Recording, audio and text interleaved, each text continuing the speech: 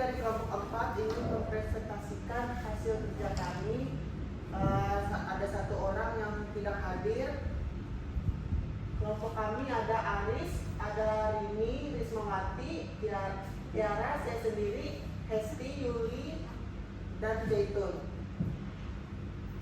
Selanjutnya penjelasan tentang apa itu teori keadilan akan dibacakan oleh Rini Siriana. Apa itu teori keadilan?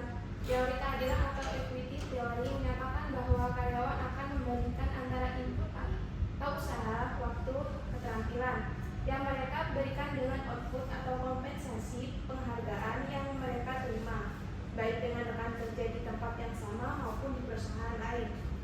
Jika mereka merasa perlakuan atau kompensasi yang diterima tidak adil dibandingkan dengan input yang diberikan atau dibandingkan dengan rekan kerja lain yang memiliki beban kerja serupa, maka akan timbul rasa ketidakpuasan, menurunnya motivasi, dan akhirnya berdampak pada penurunan kinerja. Selanjutnya dibacakan oleh Zaitun. Ilustrasi kasus Anto berdasarkan teori keadilan. Awal munculnya permasalahan, Anto adalah seorang karyawan di perusahaan manufaktur yang telah bekerja sangat lama.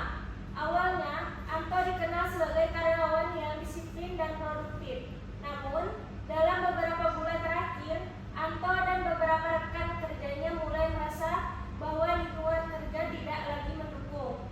Suasana kerja terasa tegang, komunikasi dengan atasan tidak terbuka, dan fasilitas kerja mulai menurun kualitasnya. Anto merasa sudah bekerja keras, tetapi karena lingkungan kerja yang buruk, hasil kerjanya menurun. Ia melihat rekan lain yang juga mengalami hal yang sama, namun tidak ada upaya perusahaan memperbaiki situasi atau memberikan penghargaan yang layak. Anto membandingkan input dan output dirinya dengan rekan-rekan di perusahaan lain, atau bahkan di perusahaan yang sama. Ketika merasa output atau kompensasi atau bonus tidak sebanding dengan input yang diberikan, Anto merasa diperlakukan tidak adil. Kemudian akibatnya motivasi kerja Anto menurun. Ia mulai sering terlambat, tidak seproduktif sebelumnya, dan bahkan menunjukkan tanda-tanda ketidakdisiplinan.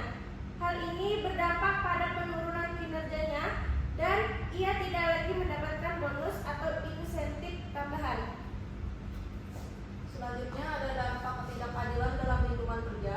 Yang pertama, menurunnya kinerja karena merasa kerja kerasnya tidak dihargai dan tidak diakui kontribusinya.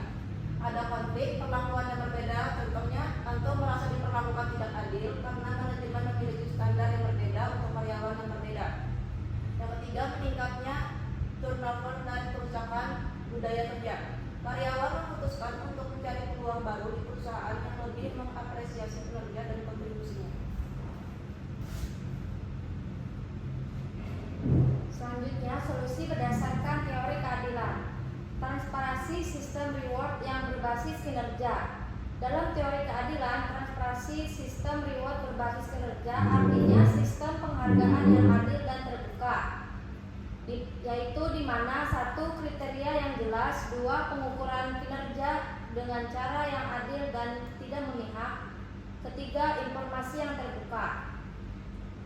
Peningkatan keterlibatan karyawan. Melibatkan karyawan dalam proses pengambilan keputusan terkait sistem kompensasi. Pastikan bahwa semua karyawan dengan beban kerja dan hasil yang sama menerima perlakuan dan penghargaan yang sama. Menghindari profitabilisme dalam pemberian kompensasi atau promosi. Lalu evaluasi dan banding. Berikan kesempatan kepada karyawan seperti Anto untuk mengajukan banding atau menyampaikan keberatan atau protes secara resmi terhadap keputusan atau perilaku yang dianggap tidak adil, misalnya terkait penilaian kerja, pemberian bonus, promosi atau hukuman, jika merasa penilaian tidak adil. Selanjutnya, pemberian feedback dan pengakuan. Apresiasi tidak selalu berupa uang. Pengakuan dari atasan secara verbal dan formal dapat menumbuhkan rasa keadilan dan penghargaan. Atasan harus memberikan umpan balik secara objektif dan konsisten terhadap semua karyawan agar mereka tahu apa yang harus diperbaiki untuk mendapatkan penghargaan. Selanjutnya ada manfaat mempelajari kasus Anto berdasarkan teori keadilan. Yang pertama, meningkatkan kesadaran manajemen.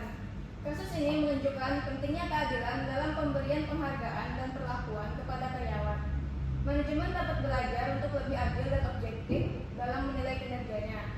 Kedua, mencegah penurunan motivasi dan kinerja.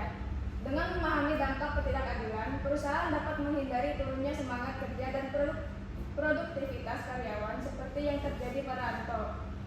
Ketiga, mendorong lingkungan kerja yang sehat.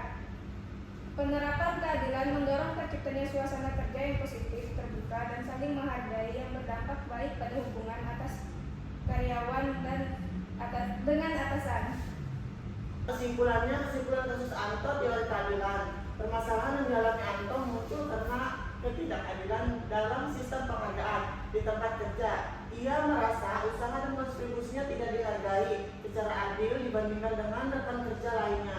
Hal ini menyebabkan turunnya motivasi kedisiplinan dan kinerjanya.